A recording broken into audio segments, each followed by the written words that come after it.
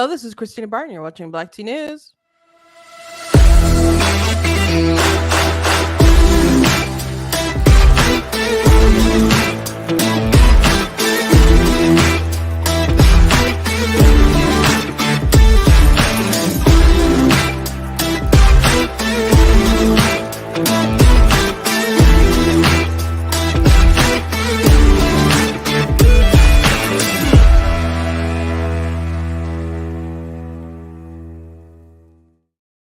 Hello, welcome to Black Tea News. I'm your host, Christina Barr, and today we're going to be talking about how Donald Trump is apparently, which we're not surprised, planning to not play ball as far as the RNC and the rules regarding debates and to participate, that you have to take a pledge to support the nominee. The eventual nominee. It's called the Stop Biden Pledge, and some other people signed on to it. And Trump, at the moment, has said that he will not.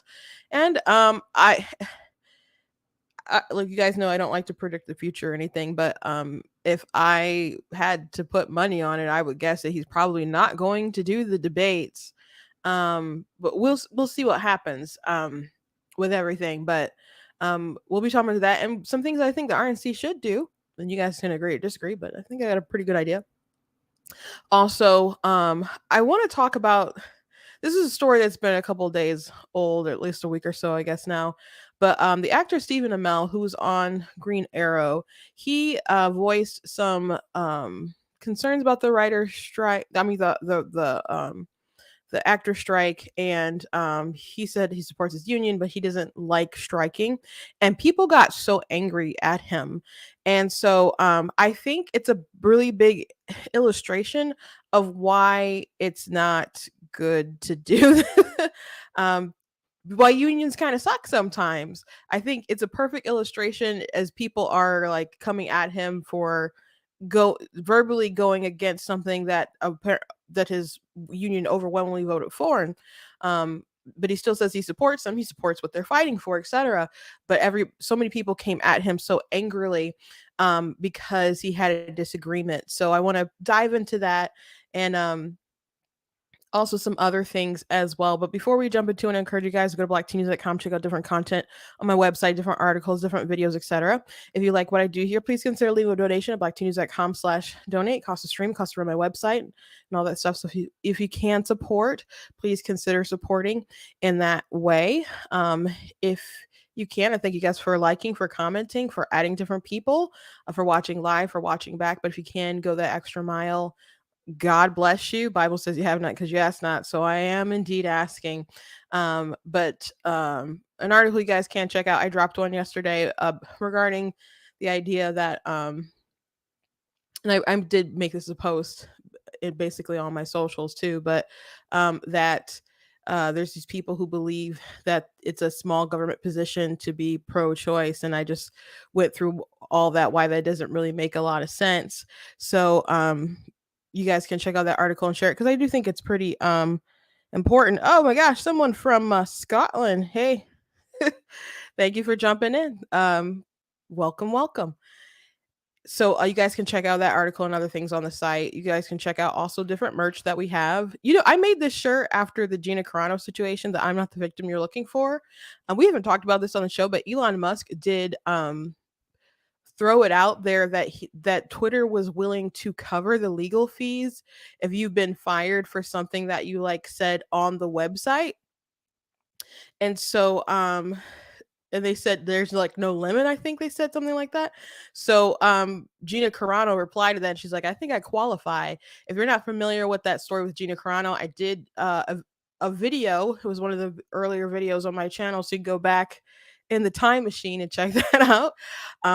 But you guys can also go check out articles. I also wrote about it too. But the thing that really struck me about the Gina Carano situation, if you're not familiar, just recap it. She was on the show The Mandalorian, and she tweeted out some things that Disney, I guess, didn't ultimately like. I think the real reason why she was fired is because she didn't bend to the whims of the alphabet mafia. And she, people were like, what's her pronoun? And she said other things that were about COVID and some other things that were kind of right leaning ideas.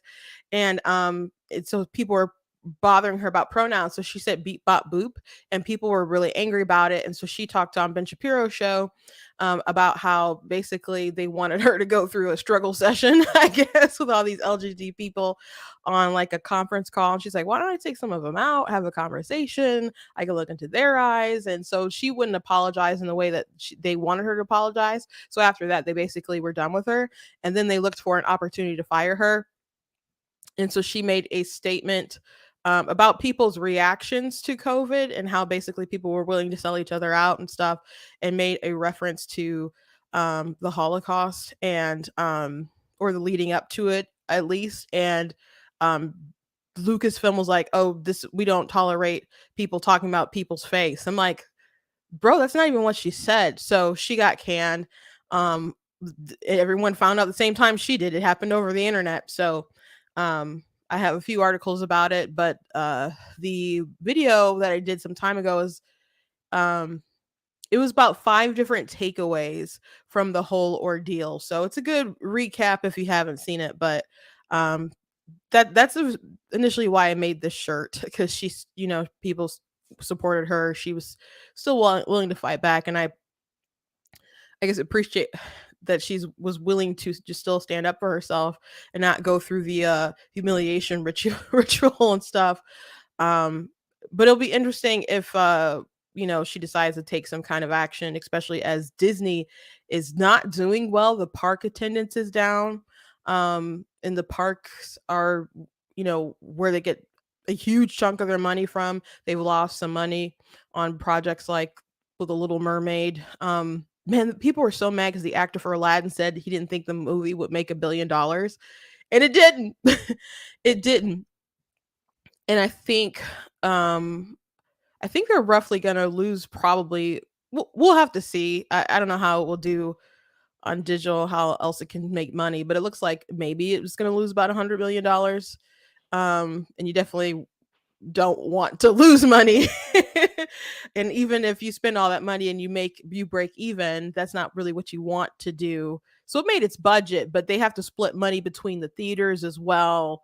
And then there's also the money that they spend on marketing. So they probably lost money on that. Lightyear was a dud. Elementals wasn't doing so hot at first, but it looked like word of mouth prevailed on that movie. Stranger Things, or the Strange movie, didn't do well, which they didn't even really market it and stuff too. So I don't get it. I don't get it. But yeah, they're not doing well. Disney Plus isn't making money. And they're about to do like ads on Disney Plus, start making packages like that. So brace yourself if you pay for Disney Plus. They're gonna do packages, with Disney Plus and Hulu to try to make some money. I was watching an anime on Hulu with my sisters the other day, and I despise watching ads. I have YouTube Premium right now, so I don't watch ads on YouTube. So um I don't like seeing ads anymore. I got a trial during like election season, basically because I wanted to download something, but then I got used to not seeing ads, so I was like, I can't take it anymore. And I don't really watch live TV, so I don't really see commercials too often, but seeing them like nonstop on Hulu, and the commercials they show are just like interesting. Like a lot of commercials for AIDS medication and stuff. I'm like, who is watching Hulu? Like, isn't everyone watching Hulu? Why is there so many ads about this particular thing? This isn't the right demo. Like, coming to this house. I don't know. Weird stuff. So at least up your quality of commercials. You know, you don't have to mind them if it's a pretty good commercial, but I don't know what's up with that. Anyway, anyway, I do have a meme that I want to show for with you guys. Show you guys before I jump into the different stories for today. And this is from George Alexopoulos. He's the illustrator. He actually did this wonderful portrait for my sister for her birthday. Not this past birthday, but the one before, and she just loves it. It's hanging up in her house. I don't have a picture of it right now, but I've shown it to you guys before. But here we have um why don't artists create masterpieces like this anymore? And then there's an artist like, have you tried hiring us? And someone's crying like, oh, it's been hundreds of years. Western society has truly fallen if it cannot produce great art, works of art. And then he's like, then why don't you try paying an artist to make some? And this has all this money. He's like, if only art existed today. And he's like, I'm standing right here. So there's a lot of people who feel this way. Like, if you want some quality stuff, just pay people to make some quality stuff. It's out there. But there's a lot of people who want what's popular, and they have algorithms to like say like, oh, this formula works, so let's just kind of keep repeating it. Like Marvel humor, for example. They make a film, that made a lot of successful films, and then they're just like, okay, let's just oversaturate our market. Let's keep pumping out content. Let's keep doing the same jokes, and hopefully you're not over it yet and you're going to laugh at these places and nothing gets old. And it's like, maybe we could use a little bit of creativity. And it's not like they don't have like a ton of content, different stories and stuff to work with, but they still kind of pump the same sort of formula into everything they make. And that's just an example. You know, a lot of things are so formulaic with music. There was a song I was listening to Christian radio. It was like Lauren Daigle, and I'm like, this song sounds really familiar to a Pink song. And so I looked up who wrote the song and had a couple people on the track. I'm like, okay. And I screenshot it so I wouldn't forget the names. And then I looked up the Pink song. I'm like, the same person wrote at least on both tracks. And I'm like, I shouldn't be able to tell. I should be able to tell. I mean, there's things that are like, you could tell like Danny Elfman or, plays something, if there's some kind of signature thing, but you shouldn't be like reproducing kind of like the same melodies for people. So but it was a hit on one thing, why not a hit on another? But there's a lot of people out there who are very talented, who can make stuff, create stuff.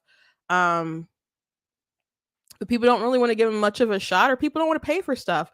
Like, what's interesting about the writer strike right now and the uh Hollywood like actor strike, they're really concerned about AI and how that will come in and take over their industry.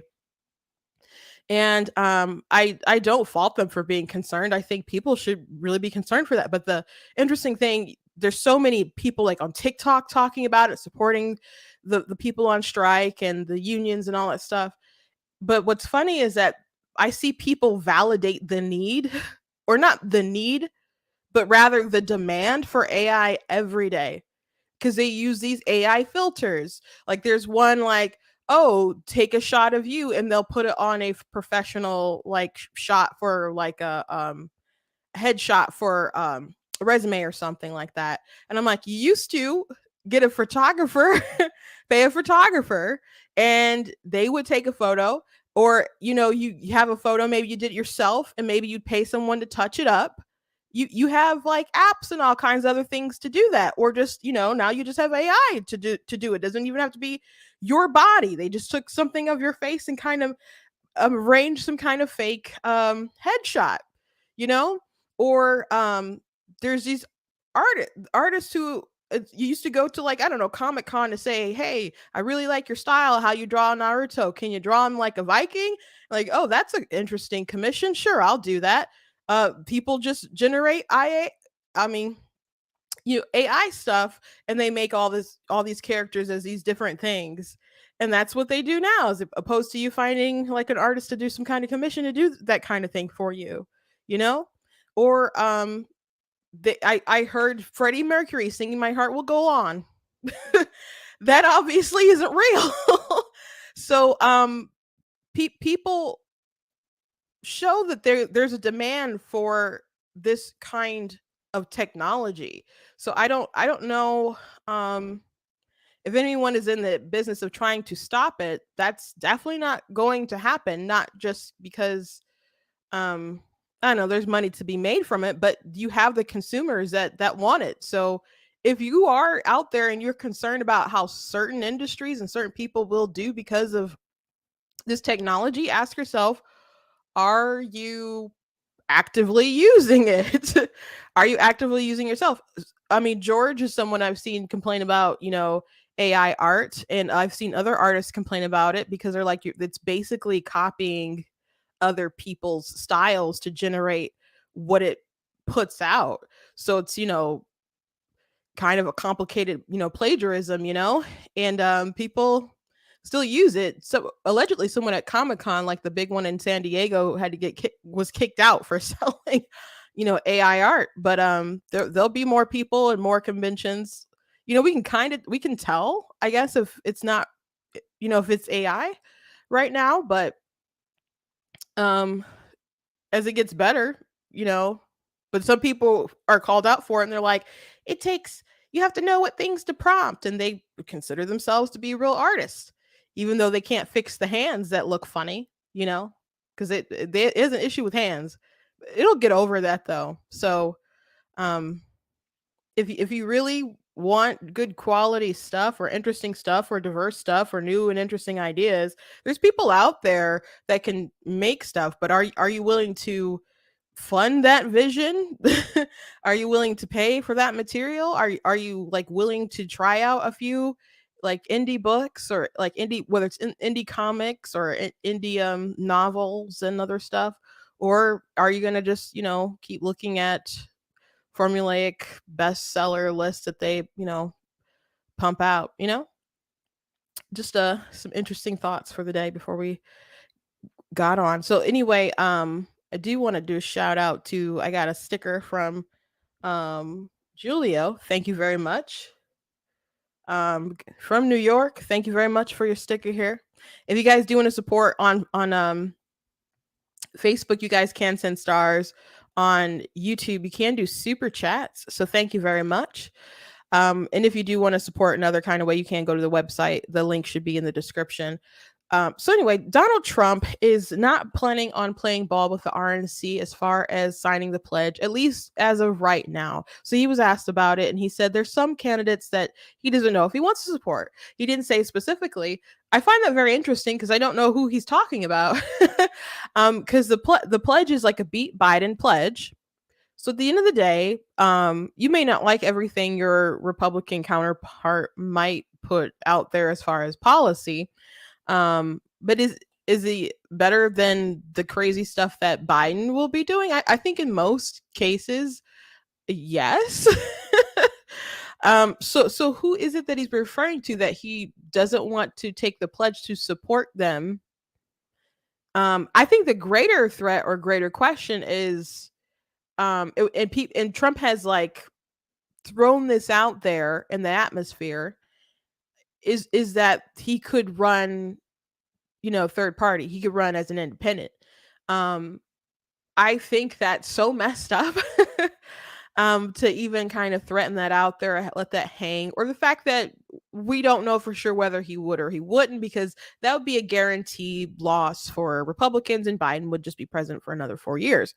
So I think that's concerning that we don't know that he wouldn't do that. But I think that maybe he wouldn't, not because it would be the wrong thing to do, but mostly because I'm not saying that he wouldn't do the right thing. I'm not saying that. But I think it's more likely that he wouldn't do it because it's a lot of funding that he'd have to do himself. And I don't think that at the end of the day he wants to do that. So I don't I think that's just kind of a lot of like bravado. Unless it's like a Hail Mary, I'm not gonna live too much longer anyway. I might as well screw all my enemies. And I think everyone's an enemy at this point. So he could just go ahead and run as independent and be like, if he doesn't win, he could be like, the election was still stolen from me. He could do that, I guess. Um, but I think the important part of the pledge is people saying that they won't run as some kind of independent.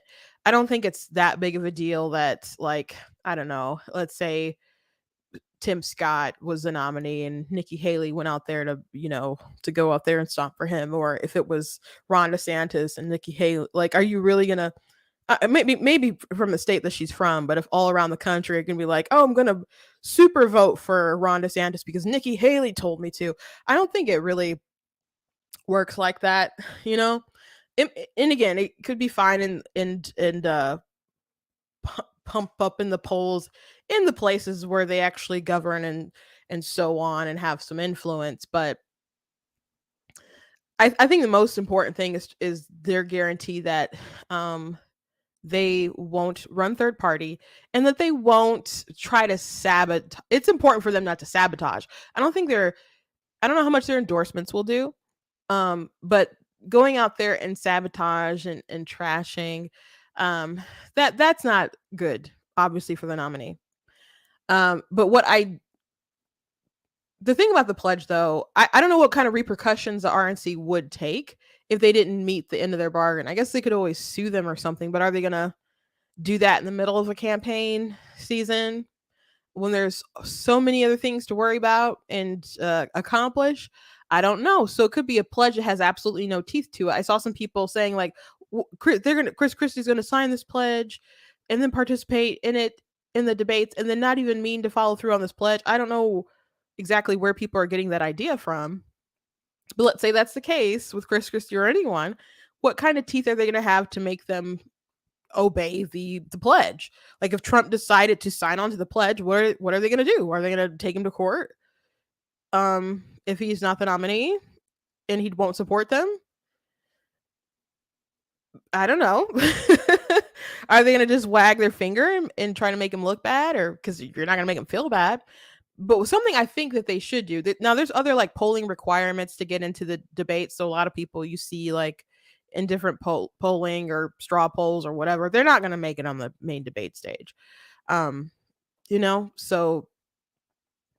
and then they'll keep like raising the bar throughout the process as it gets closer and closer and closer to the deadline for people actually going out and voting.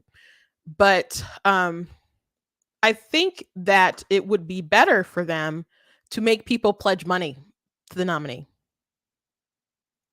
I think they should say like, hey, we're all in this together. We want to beat Biden, so you have to pledge $250,000. And the RNC isn't going to take this money and use the money.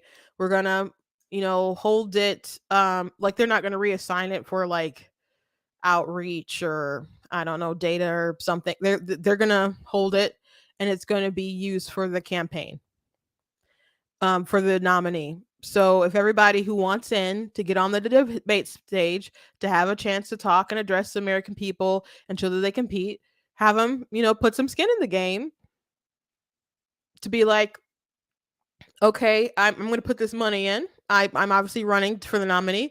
I think this is going to eventually be in my pool, whatever. But if I don't win, this is still going to go toward the nominee. And this is a good thing that it will help to, I don't know, pay staff, ads, mailers, whatever. So it would show that, well, one, you should be able to raise that kind of money if you want to run for president. So there's that. It would have the skin in the game.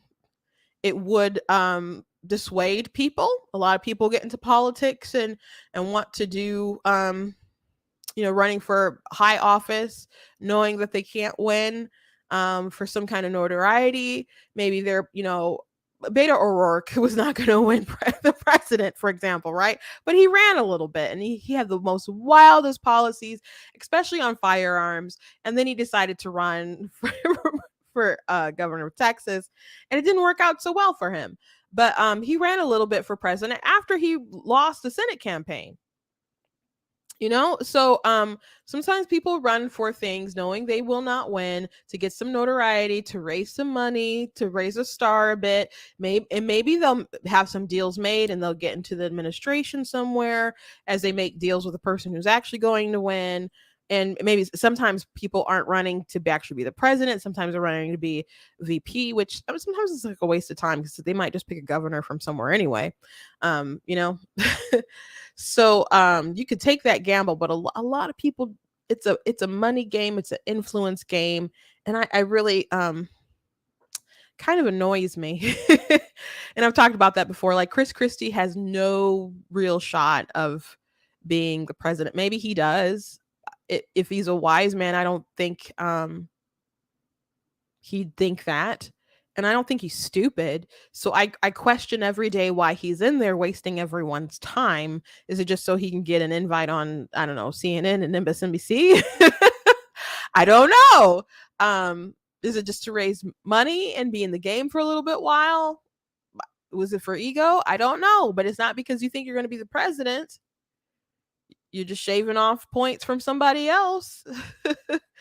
Who could maybe beat the guy that you really don't want to be the nominee. So like I think I mean Ron really, for example, is a real candidate who wants to win, who thinks he can win.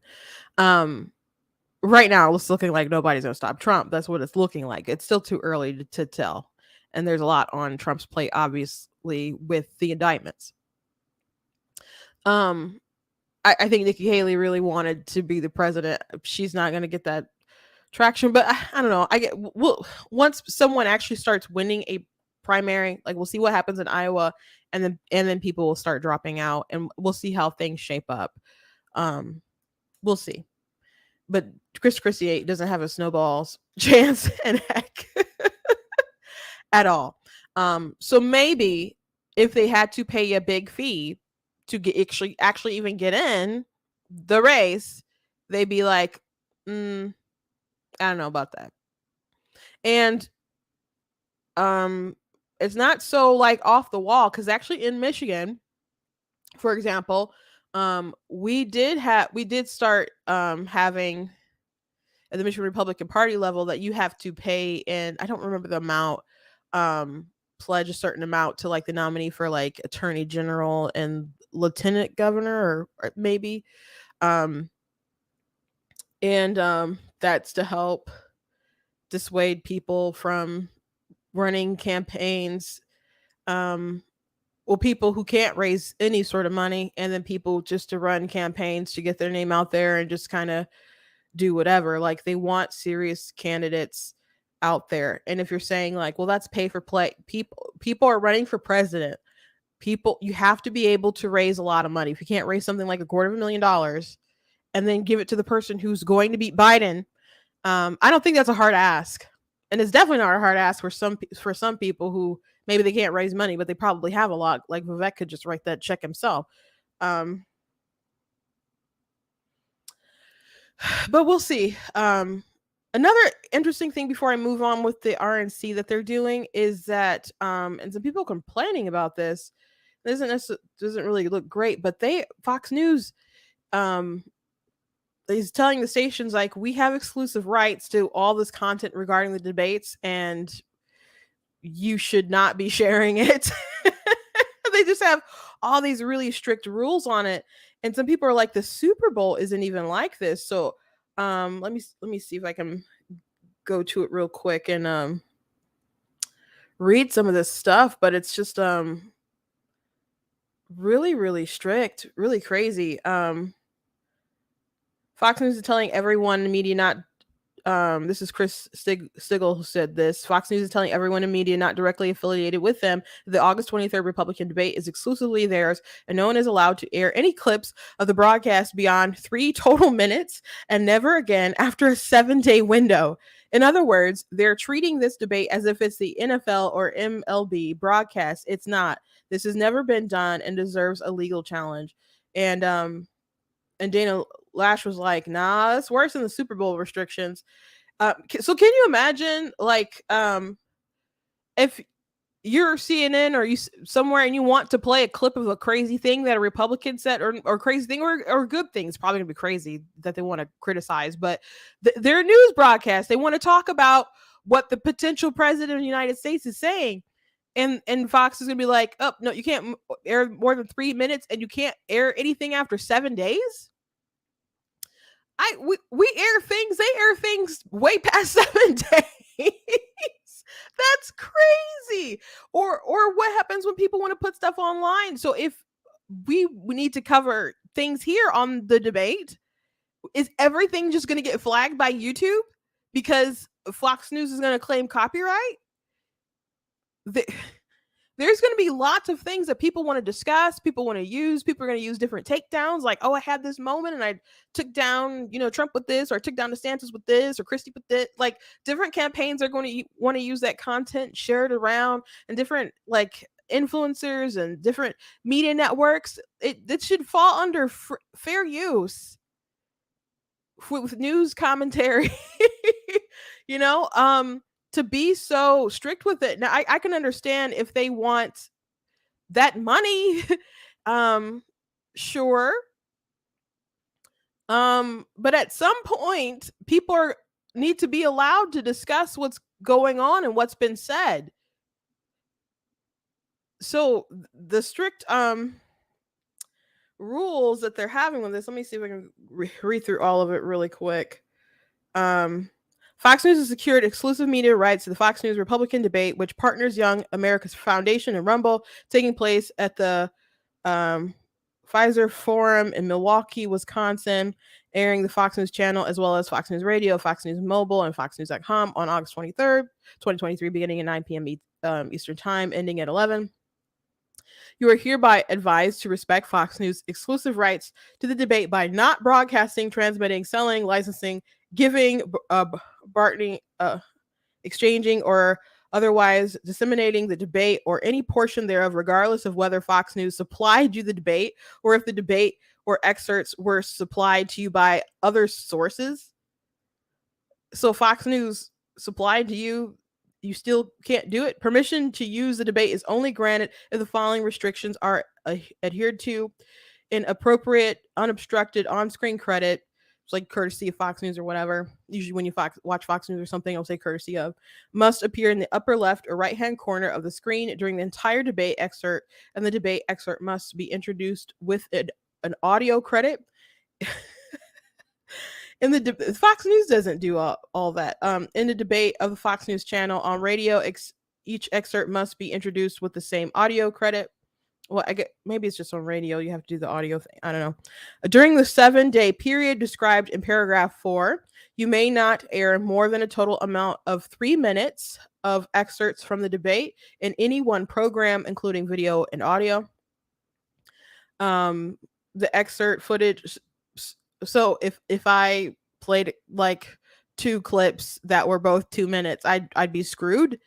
I'm assuming, maybe, or they just mean that for CNN and stuff. I'm pretty sure they probably would mean that for everybody. And this stuff is getting automatic flags probably from like YouTube and stuff.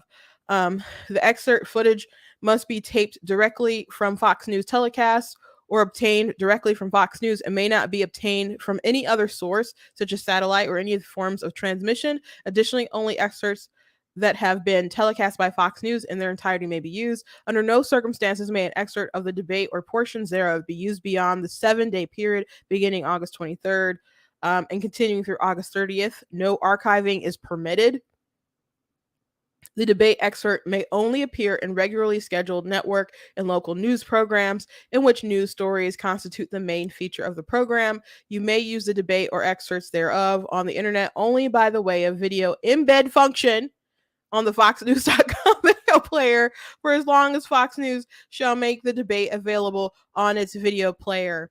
So I wonder what's going to happen to all these folks that I post a lot of clips I just find on Twitter. That's the easiest way to pull stuff down.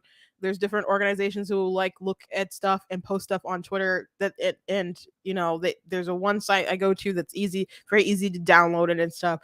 And so a lot of and even when I write articles, a lot of times I will just embed it from Twitter because it's the easiest way to do it. So you have to do everything embedding from Fox. What if Fox News doesn't have the whole clip just clipped out of what you're looking for?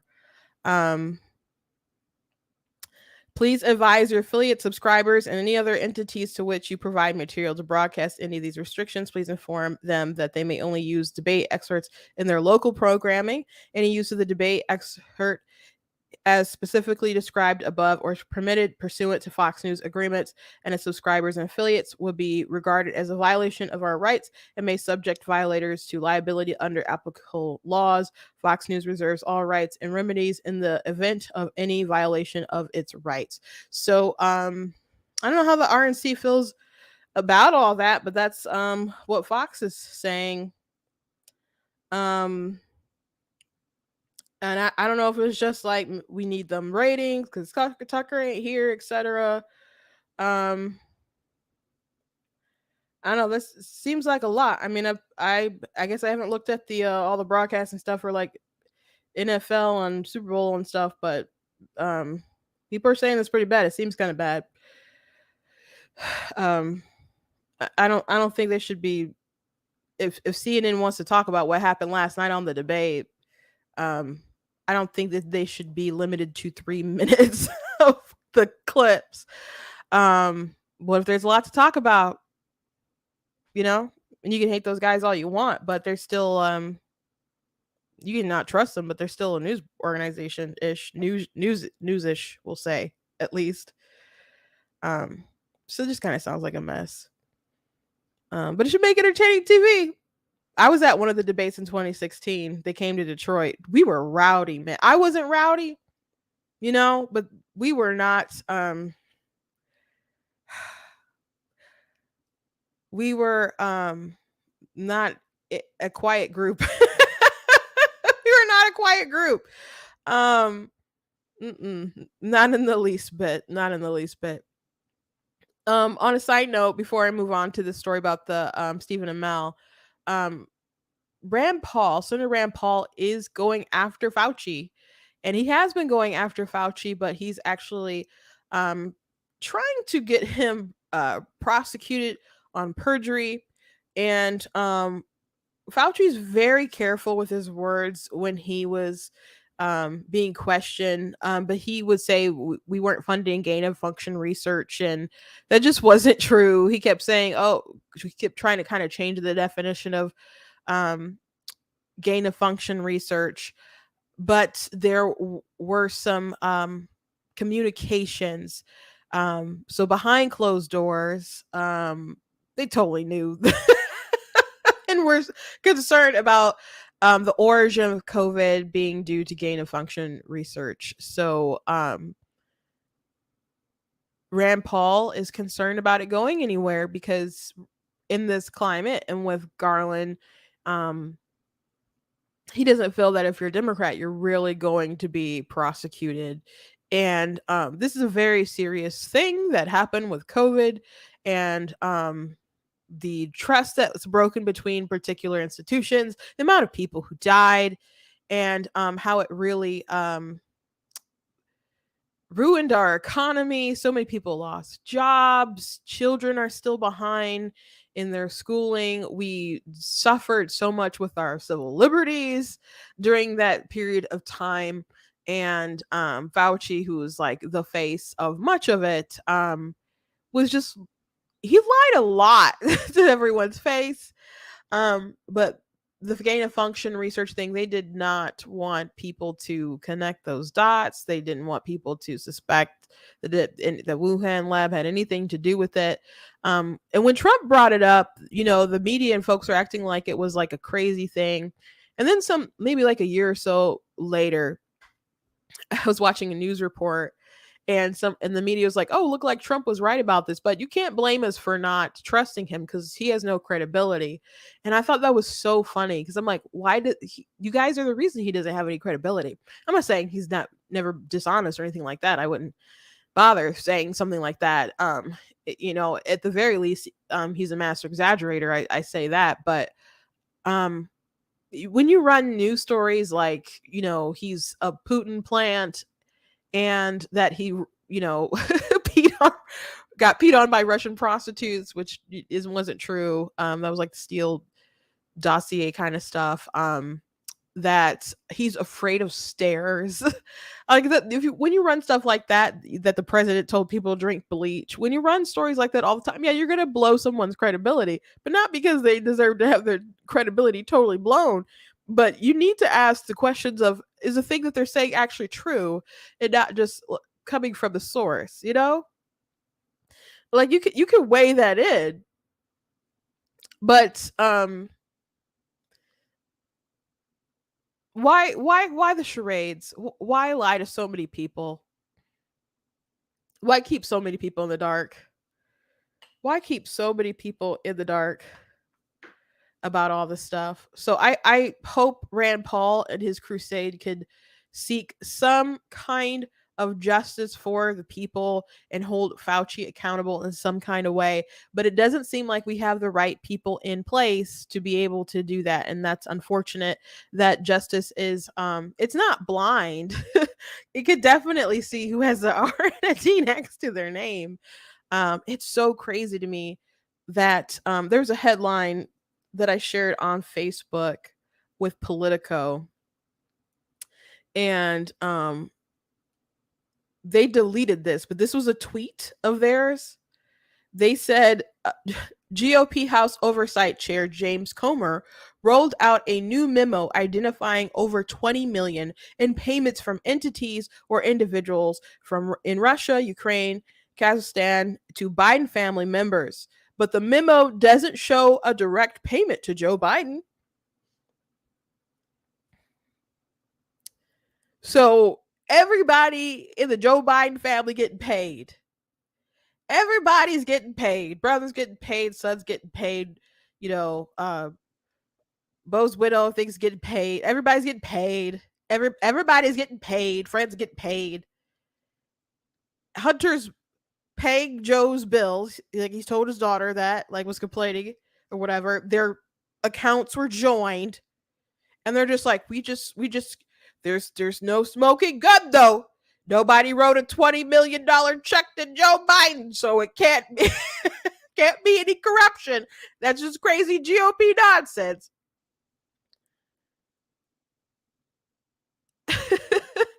It's crazy. If there was this much information about Trump and Donald Trump Jr. or any, like, if there was this much stuff, he would have got impeached 3 times.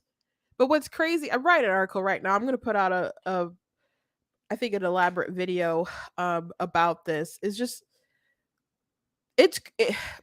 McConnell made a comment like we should get in the habit of just impeaching presidents and just impeaching back and forth.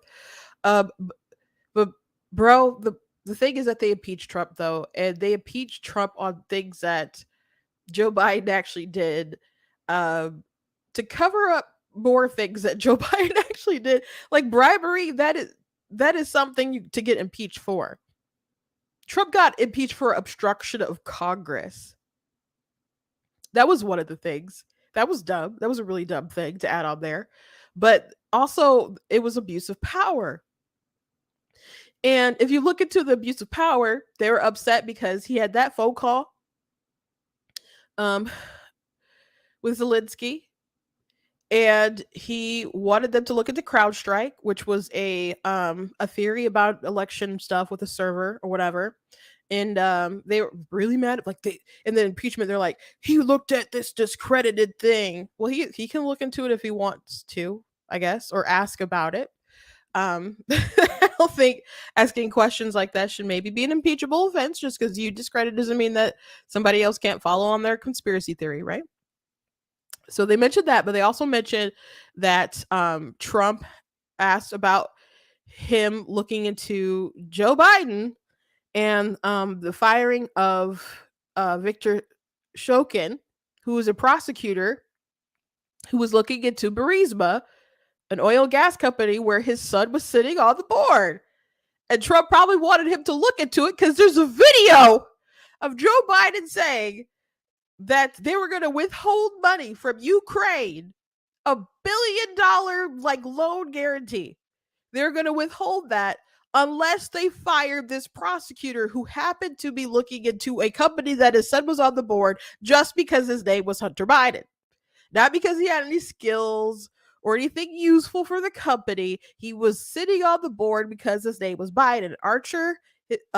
Devin Archer, his business partner, testified recently before Congress that Burisma lasted as long as it did was because of the influence of their connections, and that legally people didn't really want to mess with them. Now you could say it's a coincidence and that we needed to get rid of that guy anyway, but it's a heck of a coincidence when you look at the timelines, because not even too long after Hunter and Devin were meeting with the Burisma people, Joe Biden went to freaking Ukraine. It's just a little too neat. It's just a little too neat, guys. If it walks like a duck, talks like a duck, it's Affleck, folks.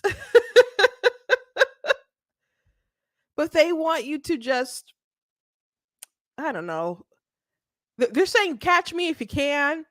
If you it's like he has to like be holding the knife standing over someone, I guess. And DNA evidence, video cameras, and payments for that specifically to be like, yep, it was Joe. And even then, I don't know. But Trump was going to, and he didn't, he released the funds, but he was going to withhold funds unless they looked into those particular things that he mentioned on the call. Now, that not really an impeachable offense, because there actually is like a remedy within the law. Maybe it's a fine or something. I don't remember exactly what it was, but it wasn't impeach this man if he withholds funds or whatever. And apparently, the Ukrainian president didn't even know that the money was at risk at all.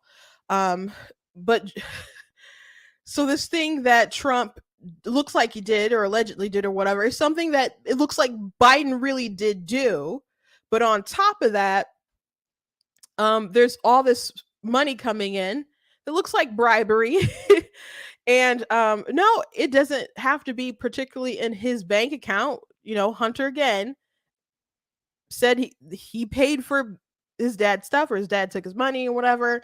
There's text messages where he's like, my dad is right next to me as he's threatening Chinese business people.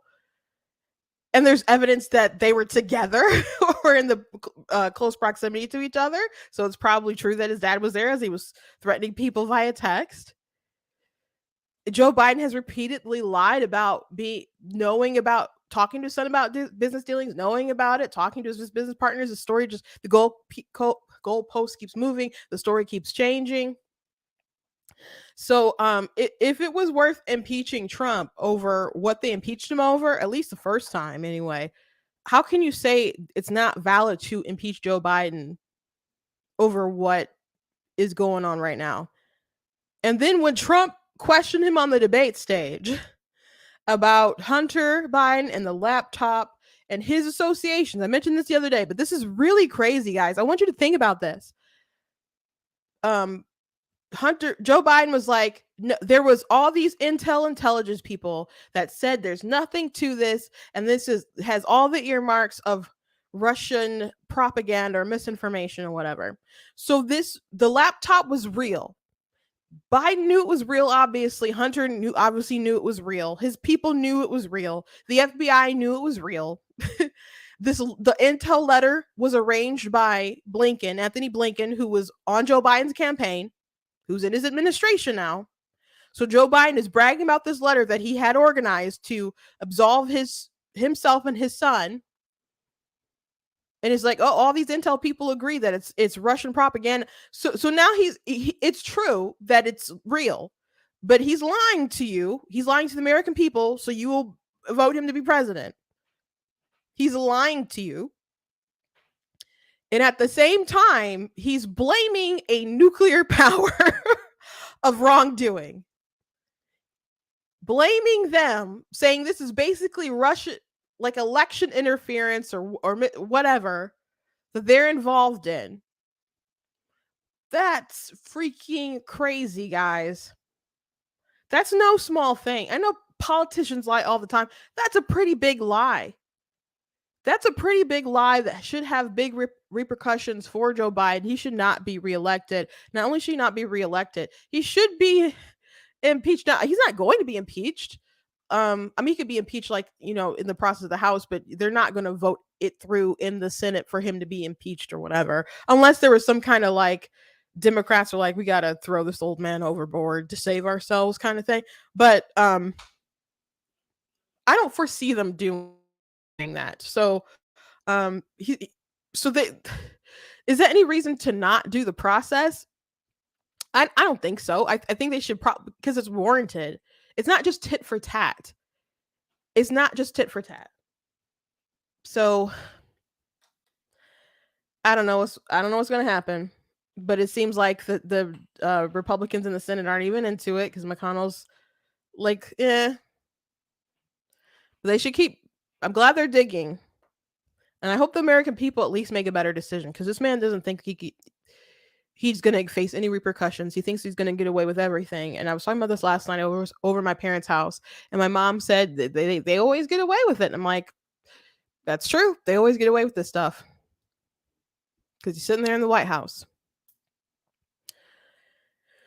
So there's no what did Littlefinger tell um Sansa? There's no justice in this world except what we make of it. We're not going to be able to make any justice unless we assume power in the White House. Just not going to happen.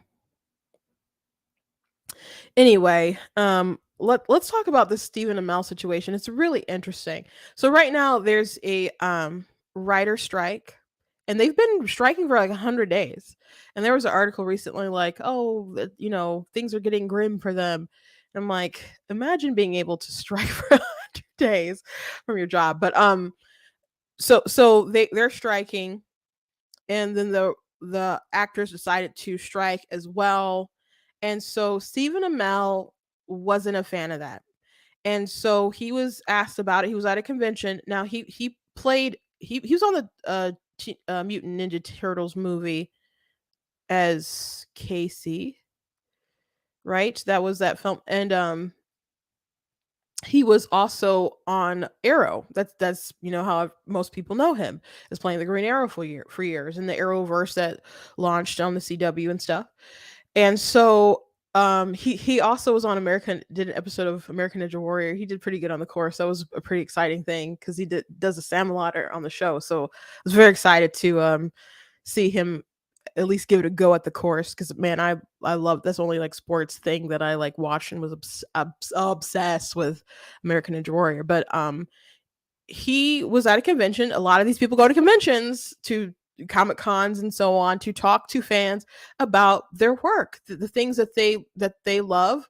And he was asked about the strike, and he was not a fan. So let me play this clip that went viral. And then there was another clip, but this is what got him hot water. Yeah, so I feel like I'm insulated in Hollywood because that's where I live. I literally live in Hollywood, like all the stereotypes that exist. So I feel like a lot of people in this room aren't aware of the strike. I support my union, I do, and I stand with them. I do not support striking. I don't. I think that it is a reductive negotiating tactic. And I find the entire thing incredibly frustrating. And I think that the thinking as it pertains to shows like the show that I'm on that premiered last night, I think that is... Woo! I think that it is, I think it's myopic. And I stand with my union. So people were TO'd about his statement, and were saying all kinds of things. He had people who were on the Arrow, and also people who are within the Arrowverse, particularly some villains that I noticed that were going in on him. And it wasn't just him. It was a lot of folks on social media who was really upset about it too. So let me share my screen really quick and go through someone arranged some of these tweets.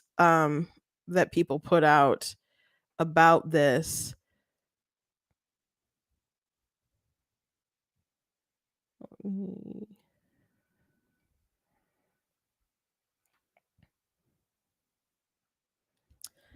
Um, the only things he will ever be remembered for is playing Republican Green Arrow and Republican Casey Jones. And I've never heard anything about him being a Republican, so I don't know if that's true or not. But isn't he the guy nobody liked and the cast took selfies on his character's headstone? I don't know if people didn't like him, but there's a photo of him in his gravestone and people taking a photo, but I just thought that was playful. It's moments like this where I'm convinced we live in a simulation. How do you play Green Arrow and say this? Oliver Queen is one of the biggest liberals in DC mythos. The man played him for nearly a decade and he learned nothing. LOL, time to add Stephen Amell to the same list as Zachary Levi. People don't like Zachary Levi because well, he's a Christian and he's against and he said some stuff about the vax, but unemployed people don't get a say in what people with jobs do. Stephen, bleep that he played Green Arrow. This bleep also played Casey Jones. How are you saying this bleep? And where was he January 6th? He's so right. It's incredibly reductive. We should just be killing those bleeps. Wow. Well, you and your dumb bleep show are both flops. So maybe sorry about that instead, because now you're never going to be employed again. Um, just a bunch of really crazy stuff. People saying he was selfish. Um, different allegations about his character. Just really crazy stuff. Um, folks are saying, and there's more. Definitely more than this as well. So he got a lot of negative comments. We'll just put it at that. He got a lot of negative comments from people, and not just on Twitter. There's a lot of people on TikTok with pretty big accounts that cover the DC Arrowverse shows that wasn't happy with his reaction. And he said he supports his union. Like, how can you support your union and not be for the strike? And so he talked to TMZ about it, and he said he was looking for the positive and why you strike, because he has a show and he put out a statement and said, I there's the show that I just worked on. Like, think about it, they can't promote the stuff that they were on or projects they're doing. So he has a show that he said he literally broke his back for, that he cannot talk about it at comic cons or any interview do any interviews and other stuff about it. He's muzzled about something that he put a lot of time and effort and hurt himself over. And it's not just him, he's the face, but there's these crew members and other people who are depending on the show to do well, to be picked up again so they can keep, making money and providing for the families with this particular project. But it's in danger because they can't even promote it themselves. So that's an issue. Like, Barbie had a lot of promotion, before, the strike happened. So it happened, just as it was about to come out, huge success. But what if you're the person who's after, that time, and you got a new project coming in? So he said he was struggling to see the benefit of it. And he said he had a lot of support from people. He woke up to he get a lot of hate, but he said he woke up to a lot of text messages from people. And he said, I'm not going to say who they are, which is, good thing for hiding their identity, I guess. But people do support like the idea of like the frustration at the very least of not being able to talk about their projects. And in the statement he had put out, he said, the road to hell is paved with good intentions. And I'm pretty sure many of you want me to go there. And I'm like, the reaction that people are having to Stephen Amell and his frustration with the strike, not even his union, and the union did overwhelmingly like 98% or 7% or 6, like really really high percentage of them overwhelmingly voted to go ahead and do the strike. So maybe he overall has a very minority opinion, but it's not that his opinion isn't valid. But the reaction that people had to him voicing his true opinion on this really goes to show you the problem with unions, though. um there's people benefit from being in unions, that's true, especially if your union can go ahead and um make different negotiations that you benefit from that you didn't have to negotiate yourself. Like if you work in the post office, for example, um their wages go up automatically with inflation, so no one else has to like go in and negotiate and say, hey, inflation went up. All that stuff is already done, that's already like baked in case you didn't know. So that's a benefit there. But there are times in Stephen Amell's case, what happens when you don't want to go along with the union and you are berated and they kind of take away your autonomy. They're saying there's something that you want to do and you literally can't do it. They're limiting his, I mean, and you work for different projects, that publicists and companies or whatever will want to muzzle you and you to say certain things to promote a project or whatever. But they're saying you can't promote your project. So it's helping to help it fail. And that's obviously something very frustrating for an actor, right? So it's too I'm there's some really loud music, I don't know if you guys can hear. um it's like mariachi music or something. So it being in a union kind of takes away your autonomy and your individual decision making. And and he said what he said, but people's reaction to it, their anger to it, their vitriol toward him, like, oh, this idea where he feels like they want him to go to hell. And he even said, like, if you see me on the picket line, please don't throw hard fruit at me. That's what he had to say online because people were so angry at him for speaking his mind about this issue. So if he feels like he had to go out of his way and say that, um, can we ask the question of, are unions bullies? And we know that they can be, certainly, like back in the day of like when people were fighting to get right to work passed in Michigan. There was a whole like thing that happened at the Capitol, where there was a tent that was torn down and Steven Crowder was there. He got punched in the face. And and besides that, there was a guy I know, Clint. He had a hot dog cart, and the hot dog cart was destroyed. And they did raise money and get him like a new cart and stuff, or had it fixed or whatever. But it was pretty wild because they didn't want right to work passed. And by the way, right to work has been repealed. It was a ballot measure, I think, that got it passed. And then they repealed it as soon as like Democrats took charge in Michigan. Elections have consequences, unfortunately. But think about if you want to work for like GM or something, you don't want to pay union dues and you don't want to be in the union. And they're like, no, you have to be in the union. And by the way, if you're in a union, like one of those like UAW or something, they send you mailers like crazy telling you who you should vote for. And they want people to act uniformly. And so Stephen Amell on TMZ, he said something like, he didn't want to get too political, but he says everybody wants you to vote, but they want you to vote a particular way.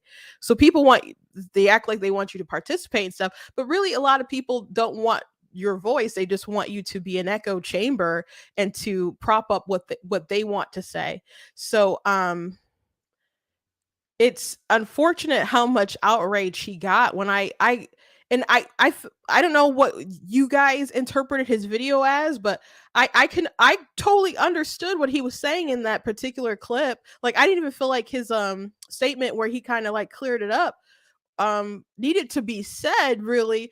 That again, he supports his union, but he's obviously frustrated because he can't talk about a projects that he's worked on with fans who want to talk about it, and he can't talk about something new that he's working on.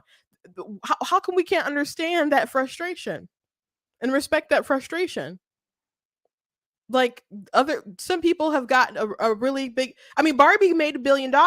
Good thing for the timing of Barbie getting out there. But again, what and his project isn't going to have those kind of views and eyeballs and people talk about it.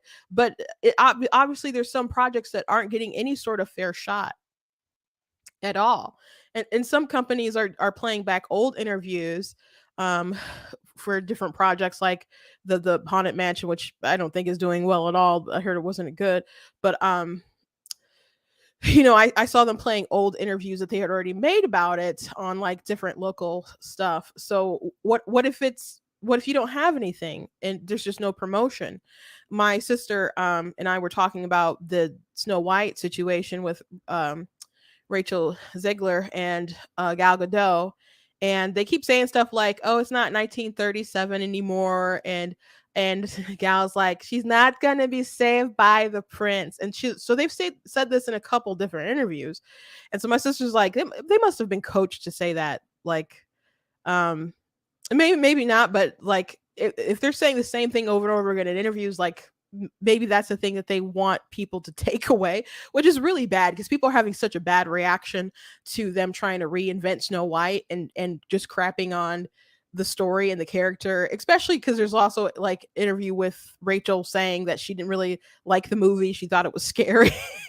So people are like, there's just no reason for you to play Snow White. Like you're obviously not white, you don't like the film, you're complaining about wearing the dress, and or while you're striking or whatever. There's just a lot of things that are rubbing people the wrong way about this girl. But what's interesting is that they can't do any interviews trying to correct the record because of the strike. They can't talk about the project. So if people and I posted a short of this on YouTube, and I don't think I put it on Facebook. Maybe I did, maybe I didn't. Um, but on TikTok, I did a video talking about it in the strike and something that Rachel said, and it got over 3 million views.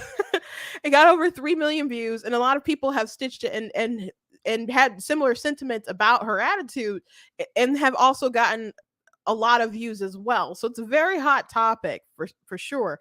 But they can't go and like try to fix it up. Like I don't know what they could maybe try to write on Instagram or Twitter or whatever, but according they're not supposed to talk about it. So it would probably be good to try to clean it up a little bit, but they can't. So Stephen Amell saying that the strikes are reductive, especially the sort of things that they're saying that you can't not only not you can't work, right? You can't work. And there's they paid him probably pretty well like throughout the years of Arrow. They were like I don't know, 6, 7 seasons, something like that of Arrow. He's got some money, especially if he kept it well and made good investments. I don't know what his net worth is, um but what about the people who work on the sets who aren't making top billing, and they just can't work? I guess not. And you can't try to come in and get work or keep working because they'll just kick you out the union. And if you're someone who's like, oh, now's my chance, and you try to take a job and they're like, well, you're a scab. They call you a scab. And they'll be like, well, you can never join our union if you try to take work from and undercut somebody. So another thing about unions, someone pointed out, a mutual friend of mine who works for a an indie like non-union production company, she said that unions will force people to use people they don't need, and it blows up the cost of production. And I'm like, you know what? That actually makes a lot of sense because um, from experience, I know that sometimes, like a different convention centers with unions, you can't move certain things because it's someone else's job to do that. Like someone else has to pick it up from this part of the building and take it to that part of the building and that part. Like it's a whole thing about different people's jobs. So, if you are someone who's just trying to, I don't know, put on a show or participate in a show, it can make everything very frustrating and also very expensive. So I'm like, well, that makes a lot of sense. So if you're pro union, and there's benefits that you can definitely have to being in a union, but there's also setbacks, and there's other setbacks. Like, there's positives, like your union will protect your job, right? But there's also things like the union won't let you fire bad people. So there's definitely pros and cons of being in a union. But I think all these people crapping on Stephen Amell prove that um, unions can be bullies too, for sure. And I think the amount of hatred that he got for that opinion is not warranted. And it online hate is online hate. People pile on you, certainly, but it's not just like, again, some Twitter trolls and stuff. There's some I was surprised by some accounts that I saw that were just ripping on him, and there was co-stars as well. It's like, you traitor. It just shouldn't be that deep. I totally got where he was coming from. Totally got where he was coming from. But I know he said he was taking a step back from the conversation. I think his original video, I understood. I thought his statement was fine that he put out. I thought his interview with TMZ was pretty interesting, and he's trying to walk a fine line. Again, he says he supports his union. He's not complaining about the things that they're fighting for. He just would like to support the work that he's making and the people who have worked on the projects and not see them fail. And that's not unreasonable. I don't think that's unreasonable at all. Anyway, thank you very much for joining me today. I hope you guys enjoyed the show. Please go to blacktnews.com, check out different content on my website, different videos, different articles, etc. Someone in my I mentioned that I posted an article about pro-choice not being the small government position, and someone wrote on my YouTube post about it. They're like, "This is too long for me to read," but then they left like 3 bullet points, like trying to rebut it. And I'm like, I should have maybe just blocked them for the total disrespect, but I'm like, how are you going to announce that you didn't read it and it was too long, and then want to engage in a conversation where we're obviously going to be writing paragraphs to each other? It's just really nonsensical. But one of their things, their bullet points was pregnant women have total autonomy, could do whatever they want with their body, and it's just not true. It's not true because no one has full autonomy to do whatever with their body. Like, there's a limit. Like, you can't if a mother, whether she's pregnant or not, if her infant was sitting on the bed, like another child that she had, and she decided to take her hands and suffocate the little baby with her bodily autonomy, you can't do that. So there's limits. You obviously can't, push harm on someone else. So I don't care how libertarian it is. It's a question of the non-aggression pact, right? And that's aggression, and abortion is also aggression as well. And I'm like, can a pregnant woman like prostitute herself? Can she take heroin?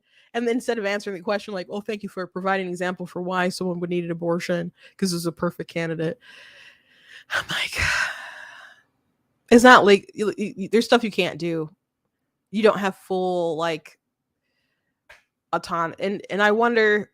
I just can't live in a world where I don't remember people saying that you should get the jab or else you're, I don't know, of some kind of bigot who's going to kill grandma, where your bodily autonomy on that particular issue shouldn't matter. I can't just memory hole that and forget like that didn't happen. Like that wasn't our life. Like people said you were selfish because you wouldn't jab yourself with something, even though you could still spread the disease. Like it didn't make any sense. It gave a lot of people a lot of comfort and tyrannical power within their minds. But for then people to turn around and be like, oh my gosh, what about my bodily autonomy? You didn't care about bodily autonomy. You didn't care about bodily autonomy at all.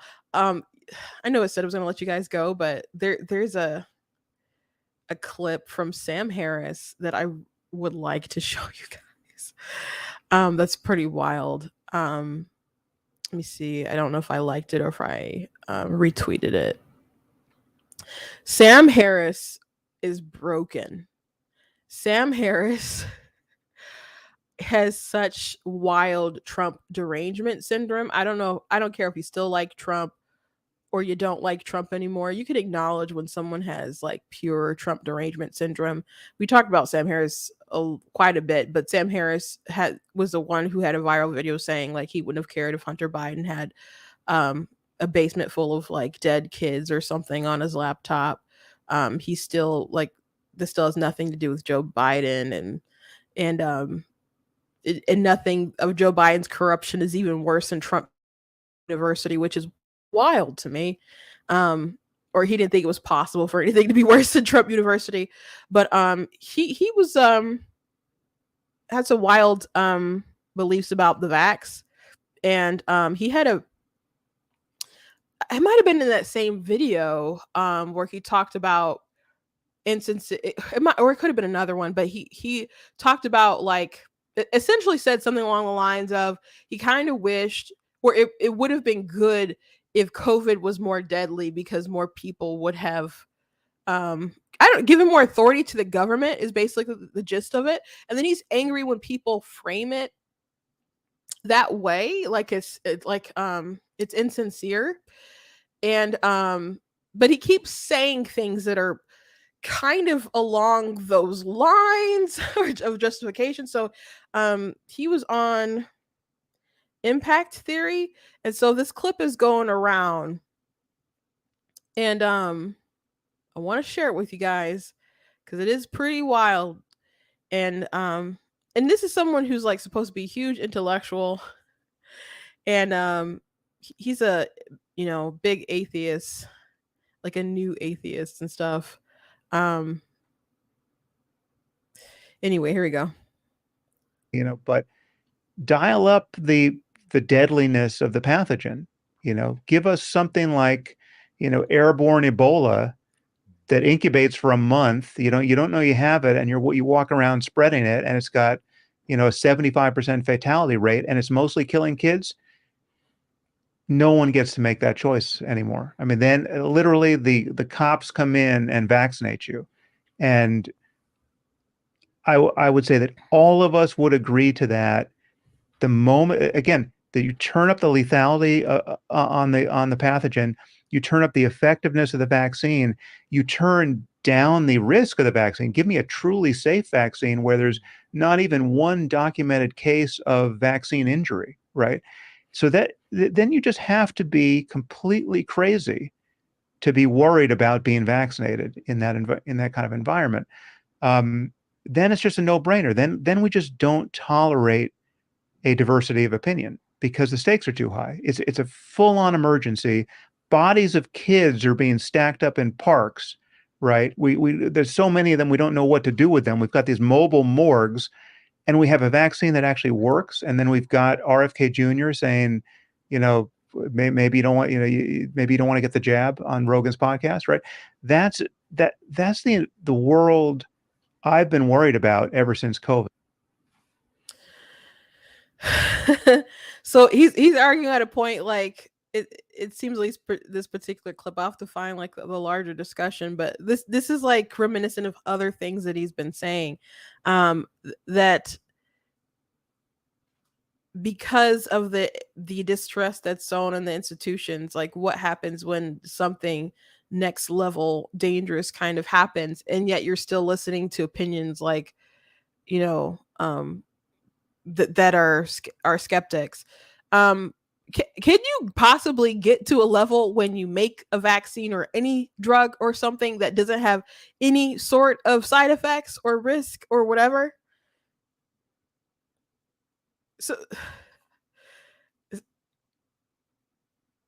that is a quite the hypothetical. But even if it got to that point, you guys can answer, like, do you think you would get to the point where you'd be like, yes, the cop should come into your house and just forcibly jab you with things?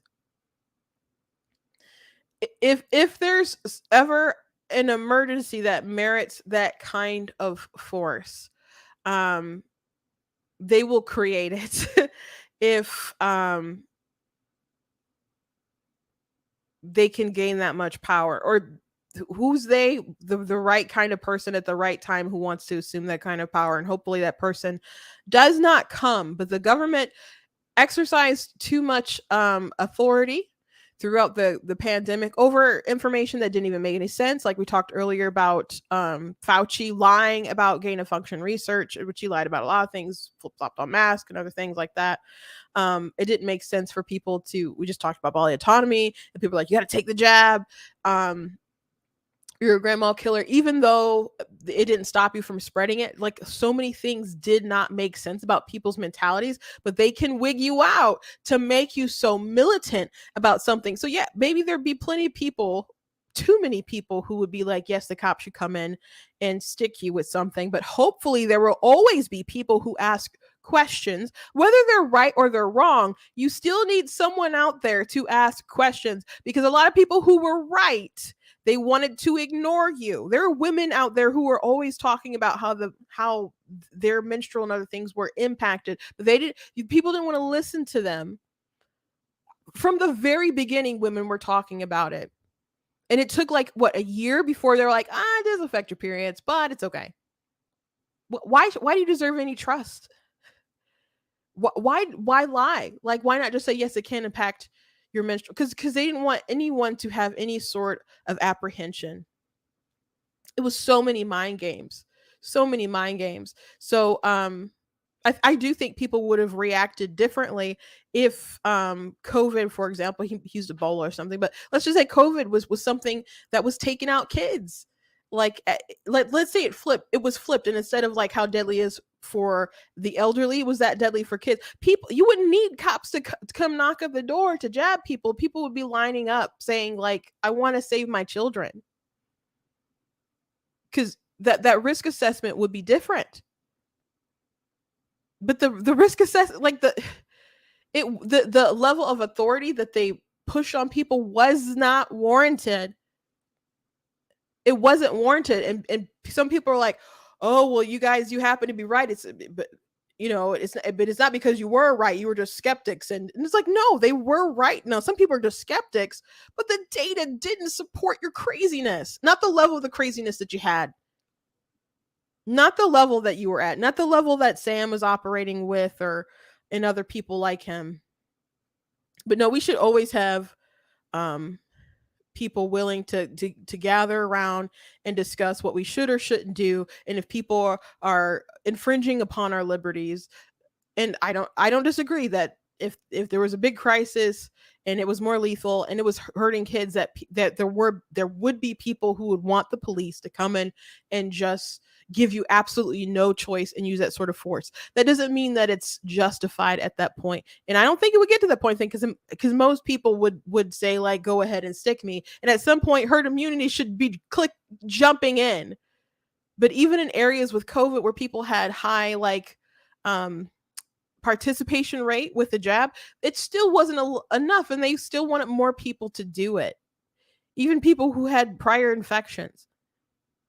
So, like in Canada, there's some high participation rates in some of those provinces, and they still didn't care. So, wackadoodles everywhere, wackadoodles. But thank you guys for watching. Go to the store, check out different merchandise that I have there. please check out some of my books that I've written. I have two nonfiction books, and I have the rest are fiction. Always working on writing on something new. So if you can check out my library, you can do that if you go to blackteennews.com and check out the merchandise page. There's a banner at the top. It'll take you to my book website where you can search my name, Christina L. Barr, Christina with a CH, on Amazon. And you can follow me on Amazon because all my stuff is available there. This is my book on abortion, of course, God is blatantly against abortion, which there's portions in it. Obviously, it tackles theology, but also talks about why some of these things that I talk about and the beliefs that I have make sense on a secular level and how to talk about them, which came in handy the other day for a conversation that I was having with a secular pro-life person, and they said they appreciated my back and forth with them. So there's a lot of like pro-life. There's a big conversation right now because there's some secular pro-life people kind of frustrated with Christian pro-life people who are like just so gung-ho. Like you go to an event and they want you to take like a purity pledge or something crazy like that. But it's not crazy to take a purity pledge, but it's these people come in not think it's a pro-life conference, and it's just like, I don't know, Catholic camp with with this particular added goal, I guess. And so they just kind of want, you know, if it's for this issue that they care about, they'd like it to be more inclusive. So there's a couple conversations going online about this. And I think it was important for me to at least write that book so pro-life people who are Christians know how to talk about the issues beyond like, I'm against abortion because my faith tells me that. Like, that should not be how you explain why you're pro-life. So if you need a little help with that, there's a book for you. You can check that out. But most everything I have is fiction. So support new writers out there, and hopefully you'll find something that you like. And please consider leaving a donation to the website. God bless you guys, and I will see you tomorrow.